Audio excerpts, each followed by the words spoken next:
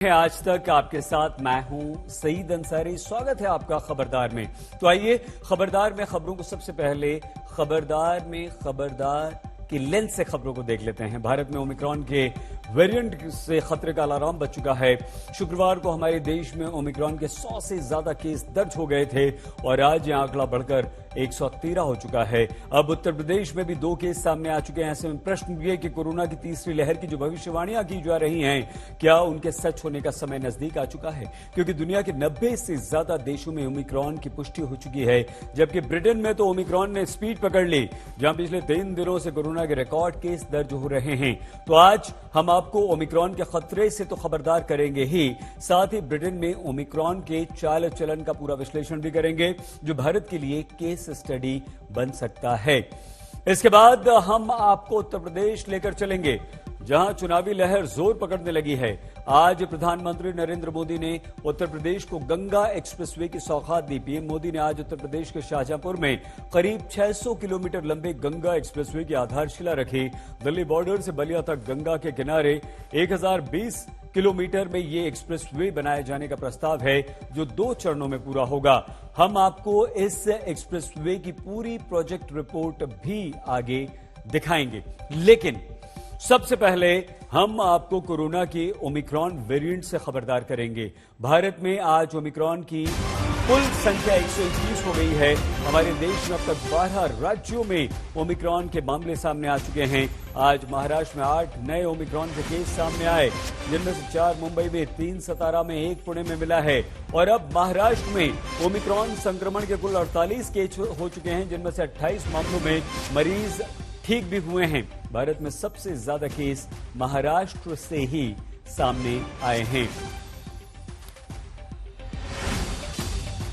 कुछ लोग ये कह सकते हैं कि सिर्फ 121 केस ही तो ओमिक्रॉन के हैं, इसमें कौन सी बड़ी बात है। ये सोचकर ओमिक्रॉन को नजरअंदाज करना भारी आपको पड़ सकता है, क्योंकि ओमिक्रॉन भारत में कोरोना की तीसरी लहर लाने की क्षमता रखता है और इसीलिए आपको ओमिक्रॉन के खतरे से खबरदार करना जरूरी है।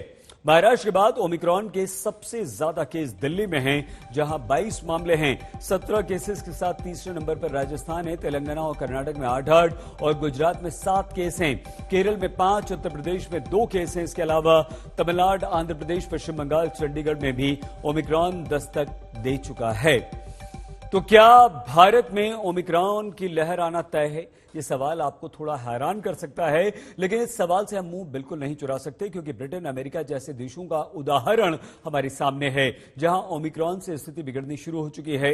आज जो अन्य देशों में हो रहा है, वो भारत में भी हो सकता है। इसकी आशंका तो अब सरकारी एजेंसियां भी जता रही हैं।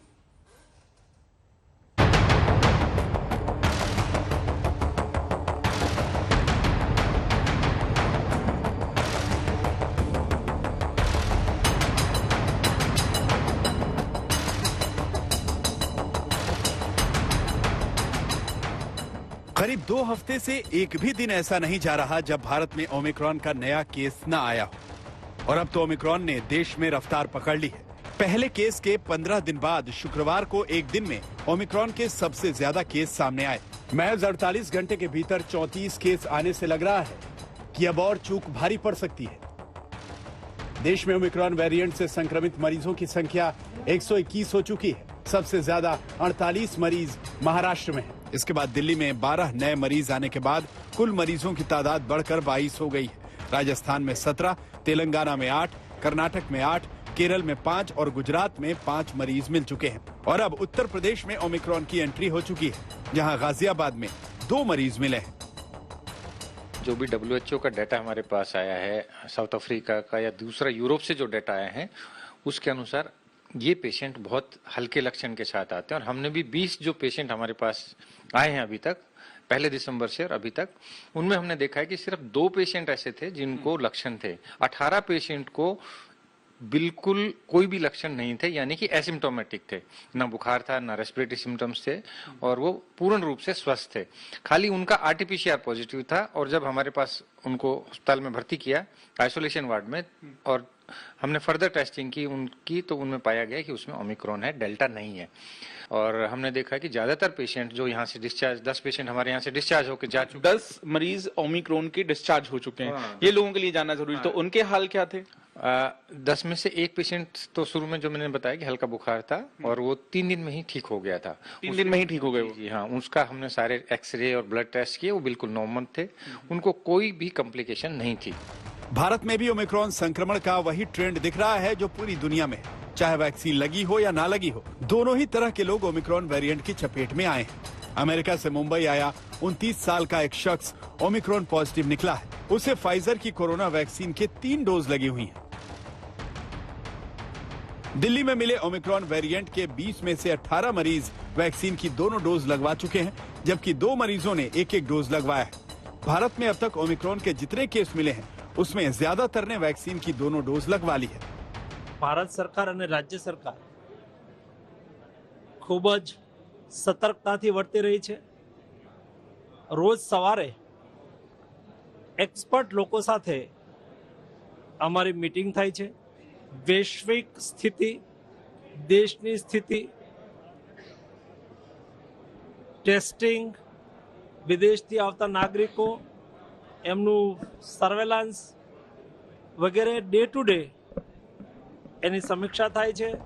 ओमिक्रॉन के सबसे ज्यादा केस के मामले में नंबर 1 पर महाराष्ट्र और नंबर 2 पर दिल्ली है। दोनों राज्यों की सरकारें युद्ध स्तर पर इंतजाम में जुटी हैं। अस्पताल में बेड्स की संख्या दोबारा से बढ़ाई जा रही है। ऑक्सीजन के स्टॉक जमा किए जा चुके हैं। सरकारें दावा कर रही हैं कि ओमिक्रॉन से निपटने के पूरे इंतजाम कर लिए गए हैं।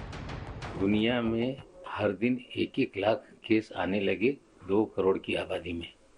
हमें लगता है खतरा बड़ा है। सभी तरह से सरकार चुस्त दुरुस्त है। जो भी बेड के इंतजाम है, ऑक्सीजन के इंतजाम है, हम लोगों ने किए हैं। लेकिन जनता की भी जिम्मेदारी बनती है कि जो गाइडलाइन तय की गई है उसका पूरी तरह से पालन करने का काम करें। उम्मीद है कि सरकारों की तैयारियों को परखने की नौबत ना ही आए, लेकिन ओमिक्रॉन वेरिएंट जिस तेजी से फैलने लगा है वो चिंता पैदा करता है। लेकिन लोगों को अभी भी ओमिक्रॉन का कोई खास खौफ नहीं दिखता। मास्क को लेकर लोग अभी भी कैजुअल हो रहे हैं और 2 गज की दूरी तो अब बहुत दूर की बात हो चुकी है।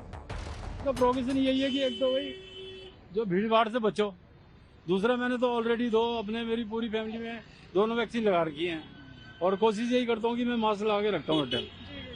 वो यही प्रिकॉशन है बस फिलहाल तो। लोगों की ये नादानी बेहद भारी पड़ सकती है, क्योंकि ओमिक्रॉन को लेकर एक बात बिल्कुल क्लियर हो चुकी है और वो ये कि अगर आपने वैक्सीन की दोनों डोज लगवा भी ली हैं, तो भी ओमिक्रॉन से बचने की कोई गारंटी नहीं है, क्योंकि ओमिक्रॉन उन देशों में भी तेजी से फैल रहा है जहां बूस्टर डोज लगाई जा रही है। आज तक ब्यूरो। हमारे देश में दूसरी लहर के दौरान एक दिन में 4 लाख तक केसेस दर्ज किए गए थे। ये डेल्टा वेरिएंट की शक्ति थी, लेकिन ओमिक्रॉन को संक्रमण फैलाने के मामले में डेल्टा से भी 5-6 गुना ज्यादा शक्तिशाली माना जा रहा है। तो आप अंदाजा लगाइए, अगर ओमिक्रॉन के कारण भारत में कोरोना की तीसरी लहर आई तो एक दिन में आने वाले केसेस कितने ज्यादा हो सकते हैं। इसका अंदाजा हम ब्रिटेन में ओमिक्रॉन की रफ्तार और नए केस के आने की दर से लगा सकते हैं, जहां शुक्रवार को कोरोना की 93,000 केस सामने आए, जो कि एक रिकॉर्ड है। सरकारी एजेंसियों ने ब्रिटेन की स्थिति की समीक्षा करके आशंका जताई है कि भारत में अगर ओमिक्रॉन फैला तो हर दिन 14 लाख तक नए केस दर्ज हो सकते हैं। ब्रिटेन में तेजी से बूस्टर डोज लगाए जाने के बावजूद ओमिक्रॉन वेरिएंट का असर बढ़ता जा रहा है। इसका नतीजा ये हो रहा है कि कोरोना ने लगातार तीसरे दिन सारे रिकॉर्ड तोड़ दिए हैं।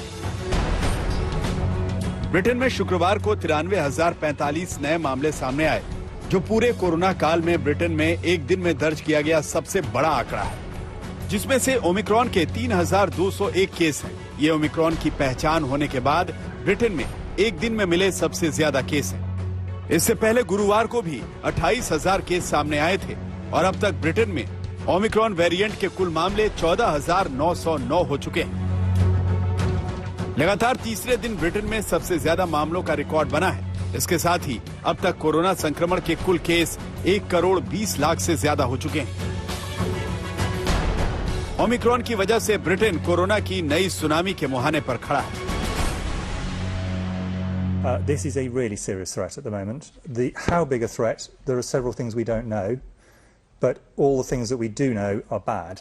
And the principal one being the speed at which this is moving. It is moving at an absolutely phenomenal pace, and therefore between the time that it first starts to really take off in a way people will be able to see, and the point when we get to very, very, very large numbers. We said we would, in the event of the numbers starting to rise, and in the event of a new variant appearing, and that's the right thing to do. And everybody, you'll have heard me repeat earlier on what we need people to do: to use ventilation, to wear masks inside, continue to wash your hands, exercise caution, to do daily contact testing and so forth. If you come into contact with somebody who has Omicron, to isolate certainly if you have Omicron. भले ही Omicron variant की पहचान दक्षिण Africa में हुई, लेकिन Britain अब इसका सबसे बड़ा शिकार बन चुका है। ब्रिटेन में बढ़ते ओमिक्रॉन केस ने भारत के लिए भी खतरे का अलार्म बजा दिया है। शुक्रवार को नीति आयोग के सदस्य वी.के. पॉल ने ब्रिटेन में ओमिक्रॉन की रफ्तार के आधार पर भारत में रोजाना 14 लाख केस आने की आशंका जता दी है। अगर जो केसेस कल यूके में हुए हैं 88,000 के करीब, 80,000 ले लीजिए, अगर हम उसको पॉपुलेशन के बेस पे लें तो ये 14 लाख केस होंगे भारत की पॉपुलेशन पे अगर हम उसको लगाएं। कहने का मतलब ये है, माइल्ड है कहा जा रहा है, वो भी देख रहे हैं। हॉस्पिटल्स का अभी इतना हेल्थ सिस्टम पे प्रेशर नहीं है, वो भी हम देख रहे हैं। लेकिन ये सब कुछ एक इमर्जिंग सिनेरियो है, कहाँ जाएगा कहना मुश्किल है, अनएक्सपेक्टेड सिनेरियो है।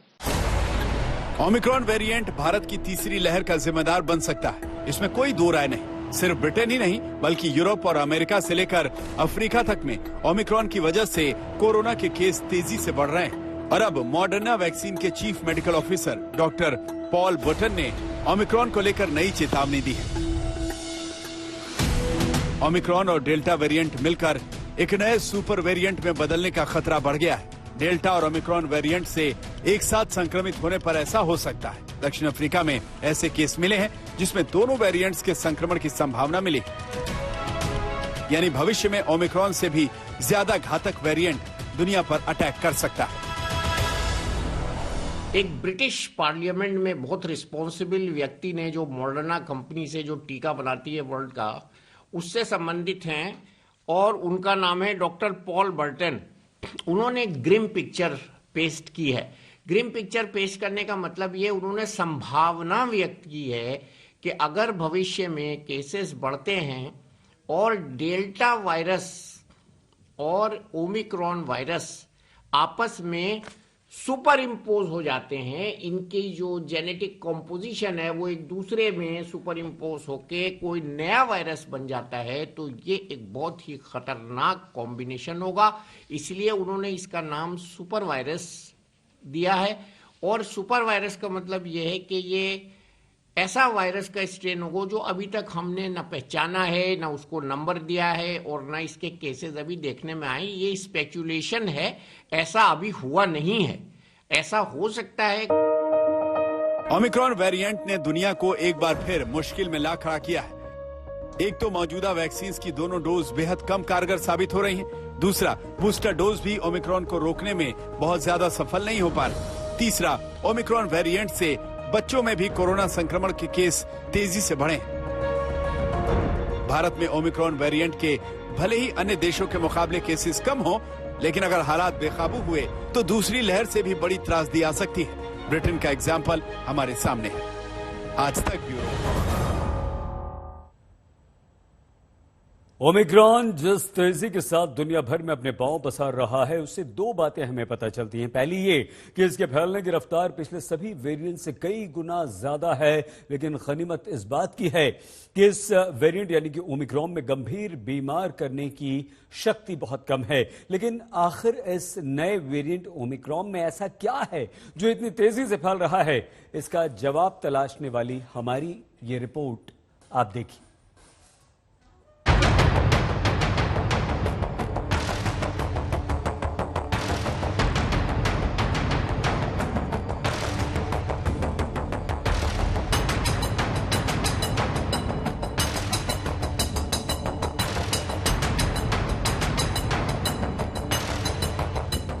वेरिएंट ऑफ कंसर्न घोषित किए जाने के 3 हफ्ते के अंदर ही ओमिक्रॉन ने कम से कम 94 देशों में अपनी उपस्थिति दर्ज करवा दी है। There are some early studies from the UK that have looked at household secondary transmission, looking at higher secondary transmission as compared to Delta, but again, it's still early. Omicron जितनी तेजी से फैल रहा है, उसके बारे में पता लगाने की रफ्तार उतनी तेज नहीं है, लेकिन ये अब पक्का हो चुका है कि ओमिक्रॉन संक्रमण फैलने में तो तेज है, लेकिन गंभीर बीमारी बनाने में डेल्टा से बहुत स्लो है। Omicron variant is a change in its genetic sequence that has changed the shape and changed the ability of that spike protein to attach to human cells and enter the human cell, and that's probably what's giving it its transmission advantage. Omicron variant को अब तक का सबसे powerful variant कहने की एक बड़ी वजह यह है कि यह बेहद तेज रफ्तार से फैलता है। यूनिवर्सिटी ऑफ हांगकांग के एक शोध से पता चला है कि ओमिक्रॉन वेरिएंट अपने पिछले डेल्टा वेरिएंट से 70 गुना तेजी से फैलता है। हालांकि स्टडी में कहा गया है कि डेल्टा के मुकाबले ओमिक्रॉन कम खतरनाक हो सकता है, क्योंकि ये वेरिएंट फेफड़ों पर डेल्टा के मुकाबले कम असर डालता है। स्टडी से साफ है कि भले ही ओमिक्रॉन के इतने गंभीर लक्षण नहीं होते कि अस्पताल जाने की नौबत आए, लेकिन चिंता की सबसे बड़ी बात यह है कि ये वेरिएंट नेचुरल इम्यूनिटी और वैक्सीन से बनी एंटीबॉडीज को भी मात दे रहा है। Omicron can get into the inside of a lung cell, will be much more faster and will evade even the vaccine. Omicron variant में वो सभी चीजें हैं जो कोरोना की नई लहर को जन्म देने की ताकत रखती हैं। ब्रिटेन, अमेरिका, दक्षिण अफ्रीका जैसे देशों में ओमिक्रॉन ने अपना असर दिखाना शुरू कर दिया है। भारत में भी ओमिक्रॉन का खतरा बढ़ने लगा है, जो आने वाले दिनों में बड़ा चैलेंज साबित होगा। ओमिक्रॉन एक ऐसा वेरिएंट है जो कि फिक्र दिलाता है। हम देख रहे हैं बाहर के देशों में इसका प्रभाव, और हमें इस वेरिएंट को फेस करने के लिए तैयारी करनी चाहिए। जो ये कर सकता है वो इमर्ज हो रहा है, समझ भी आ रही है, लेकिन जो भी हो, हमें किसी भी चुनौती, पेंडेमिक की जर्नी में जो भी मोड़ आएगा, उस चुनौती को समझने के लिए, फेस करने के लिए हमें तैयार रहना है। ओमिक्रॉन के खिलाफ भारत की नीति फिलहाल वेट एंड वॉच वाली है। दुनिया के 35 से ज्यादा देशों में भले ही बूस्टर डोज को ओमिक्रॉन की काट माना जा रहा हो, लेकिन भारत अभी भी बूस्टर डोज के बारे में सिर्फ सोच ही रहा है। मिलन शर्मा के साथ आज तक ब्यूरो। ओमिक्रॉन के चाल चलन के बारे में अभी भी वैज्ञानिक शोध चल रहा है। इस पर मौजूदा वैक्सीन कितनी कारगर है, क्या बूस्टर डोज लगवाना जरूरी है, ये वो प्रश्न हैं जिनके पुख्ता परिणाम आना अभी बाकी है। लेकिन ओमिक्रॉन जिस तेजी से लोगों को अपना शिकार बना रहा है, उसके खतरे से बचने के लिए एक्स्ट्रा अलर्ट रहने की हमें जरूरत है। और इसीलिए अगर आपको वैक्सीन की दोनों डोज भी लग चुकी हैं, तो भी आप मास्क अवश्य पहनिए, क्योंकि कोरोना के विरुद्ध मास्क ही अभी तक सबसे असरदार हथियार है। और अब हम बात करेंगे उत्तर प्रदेश को मिले प्रदेश के सबसे बड़े एक्सप्रेसवे की। प्रधानमंत्री नरेंद्र मोदी ने आज उत्तर प्रदेश के शाहजहांपुर में गंगा एक्सप्रेसवे का शिलान्यास किया। ये एक्सप्रेसवे मेरठ से शुरू होकर प्रयागराज तक जाएगा। प्रधानमंत्री नरेंद्र मोदी कहते आए हैं कि विकास का पथ अच्छे राजमार्गों के निर्माण से ही प्रशस्त होता है। यूपी बीजेपी भी इन एक्सप्रेसवेज के रास्ते सत्ता पाना चाहती है। पिछले लगभग 1 महीने के अंदर उत्तर प्रदेश को 2 एक्सप्रेसवे की सौगात मिल चुकी है। 16 नवंबर को प्रधानमंत्री नरेंद्र मोदी ने पूर्वांचल एक्सप्रेसवे का उद्घाटन किया था। 18 नवंबर यानी कि आज प्रधानमंत्री मोदी ने गंगा एक्सप्रेसवे का उद्घाटन किया है।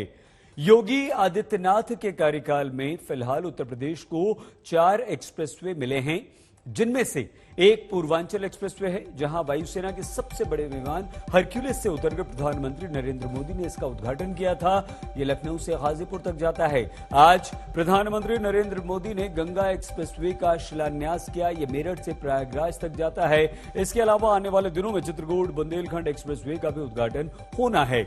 आजमगढ़ गोरखपुर एक्सप्रेसवे का उद्घाटन भी चुनाव से पहले पूरा संभव है।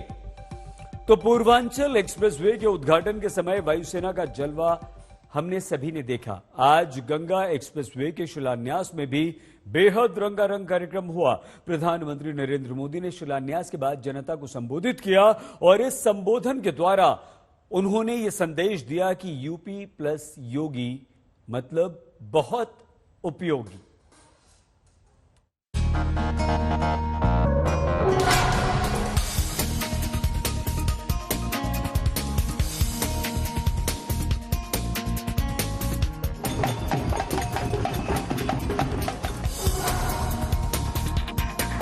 साथ। इस एक बटन से पीएम मोदी ने यूपी की जनता को एक और एक्सप्रेसवे की सौगात दी और इसी तरह से वो यूपी बीजेपी को सत्ता तक ले जाने वाले सच्चे पथ प्रदर्शक भी बने।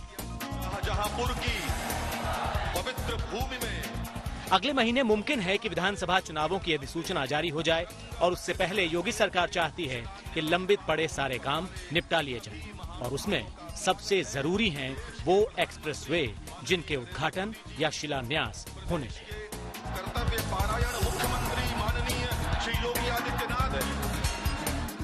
इसी कड़ी में पूर्वांचल एक्सप्रेस के उद्घाटन के एक महीने बाद आज पीएम मोदी ने शाहजहांपुर में गंगा एक्सप्रेसवे का शिलान्यास किया। पूरे देश में नेता और प्रधानमंत्री माननीय वहां उन्होंने काशी विश्वनाथ को प्रणाम किया, भगवान परशुराम का नाम जपा और हर हर गंगे से संबोधन की शुरुआत की।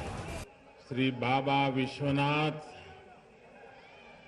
और भगवान परशुराम के चरणन मां हमारो प्रणाम। जय गंगा मैया की,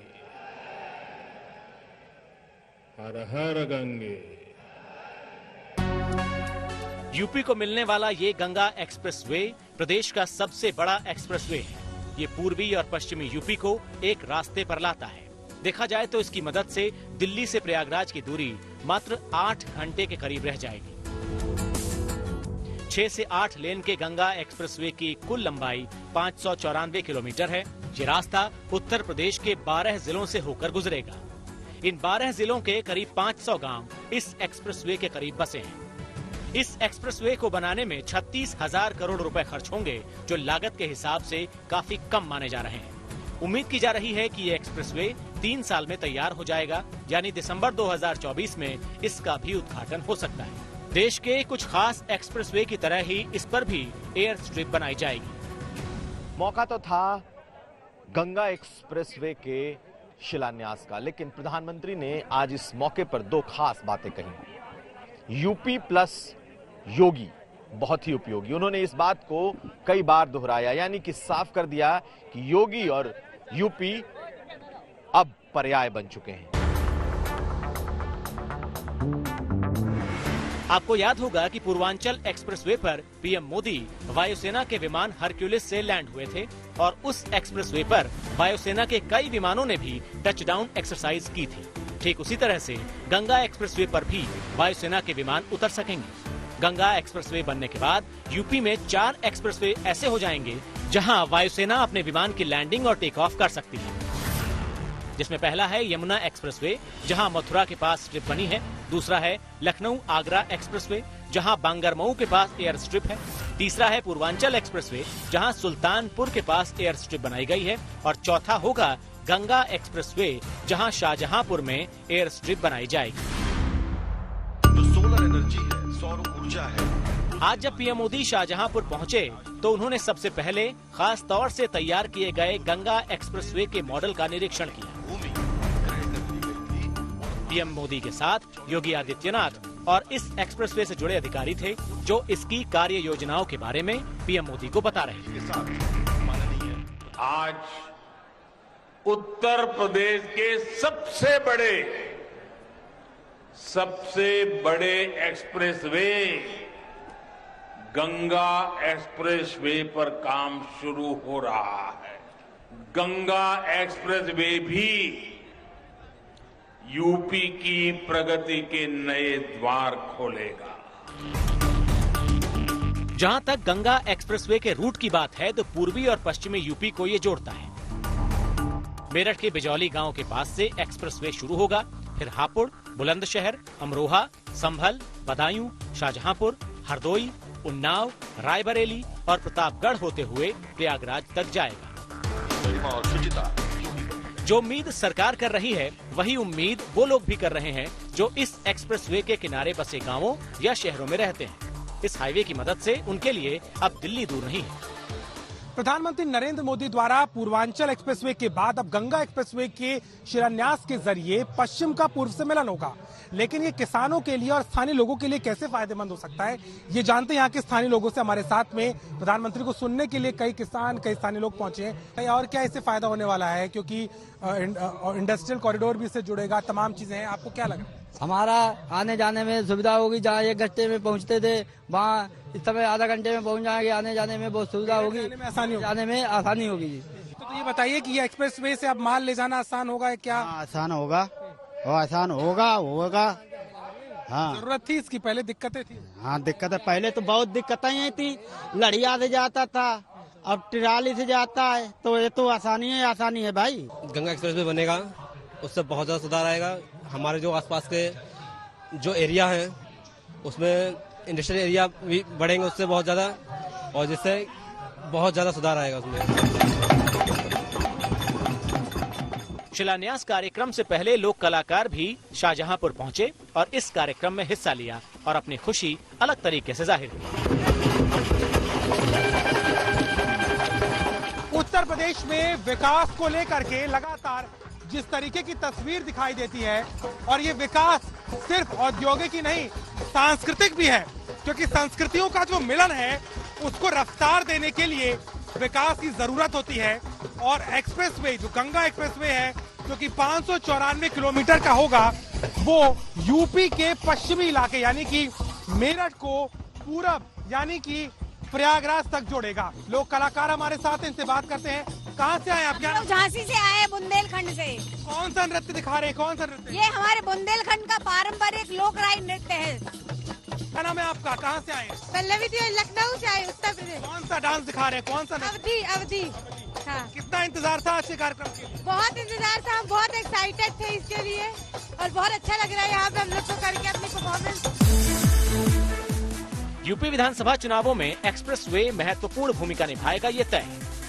यही वजह है कि एक्सप्रेसवे का श्रेय लेने के लिए हर पार्टी अपने कार्यकाल में दबी हुई फाइलों से धूल झाड़कर अपने हिस्से के वोट मांगने में लगी है। शाहजहांपुर से कुमार अभिषेक के साथ अभिषेक मिश्रा, आज तक।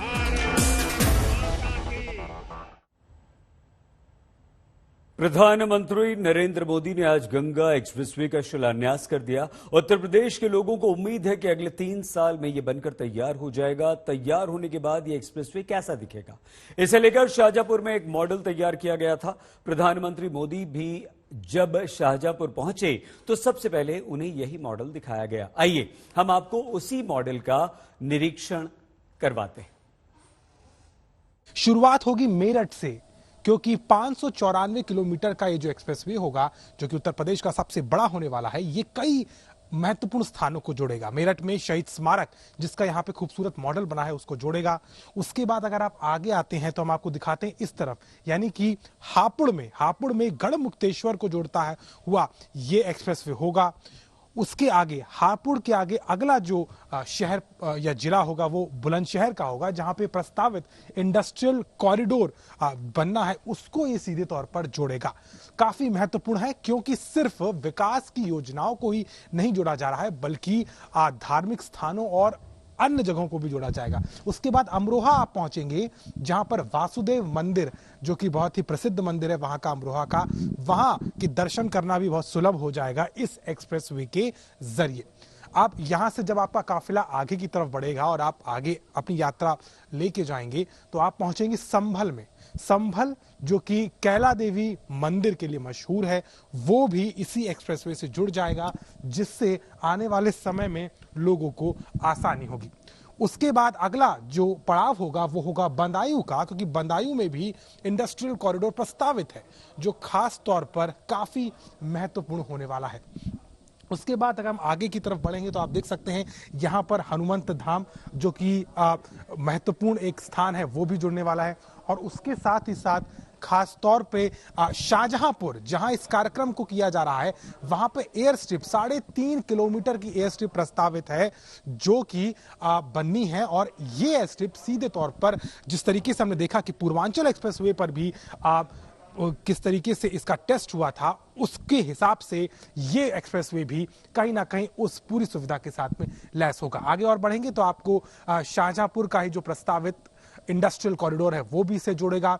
उसके आगे के पड़ाव में हम देखें तो हरदोई में भी इंडस्ट्रियल कॉरिडोर को ये जोड़ने वाला है और इसकी सीधे अब अगर आप आगे आते हुए चले जाएंगे और देखेंगे तो इसके पड़ाव पे आपको मिलने वाला है उन्नाव, जहां पर बैंसवाड़ा द्वार जिससे ये जुड़ेगा। उसके बाद आगे रायबरेली और उसके बाद प्रतापगढ़, यानी कि वहां भी इंडस्ट्रियल कॉरिडोर को ये जोड़ेगा। और ये जो जुड़ाव है वो सीधे तौर पर इतने महत्वपूर्ण है क्योंकि ये उत्तर प्रदेश के पश्चिमी इलाके को, यानी मेरठ से ये जो एक्सप्रेसवे शुरू होता है, मेरठ को जोड़ेगा पूर्व यानी कि प्रयागराज की तरफ। और प्रयागराज वो शहर जो कि धर्म नगरी है, वो शहर जो कुंभ के लिए जानी जाती है। और आने वाले समय में जब भी महाकुंभ होगा तो लोगों के लिए पश्चिमी उत्तर प्रदेश से सीधे पहुंचना बहुत ही सुगम हो जाएगा। यानी उत्तर प्रदेश में हर पार्टी ने चुनावी मैदान में अपना दम लगा दिया। आज असदुद्दीन ओवैसी भी मेरठ में जनसभा करने पहुंचे, जहां उन्होंने मुस्लिम वोटर्स को रिझाने का प्रयास किया। इस बीच शादी की उम्र को लेकर मोदी सरकार। हाय मोदी जी, आपको शादी से इतनी नफरत क्यों है? शादी जैसे इंस्टीट्यूशन से आपको इतनी घबराहट क्यों है? 18 साल में वोट डाल सकते, 18 साल, सुनिए, 18 साल में कोई ये तय करेगा कि देश का प्रधानमंत्री कौन होगा उसको मालूम, किसको मेरठ में वोट डालना उसको मालूम, किसको नहीं डालना उसको मालूम, किसको हराना उसको मालूम, कौन दल्ला है उसको मालूम, कौन जमीन फरोश है उसको मालूम, कौन मिल्लत का कौम का दुश्मन है उसको मालूम। मगर लड़की को भी मालूम, लड़के को भी मालूम, दोनों को मालूम। मगर मोदी जी बोल रहे शादी 21 में ही करना। अब आप बताइए क्या कर रहे हैं? इस बुलेटिन में फिलहाल इतना ही। आप देखते रहिए आज तक।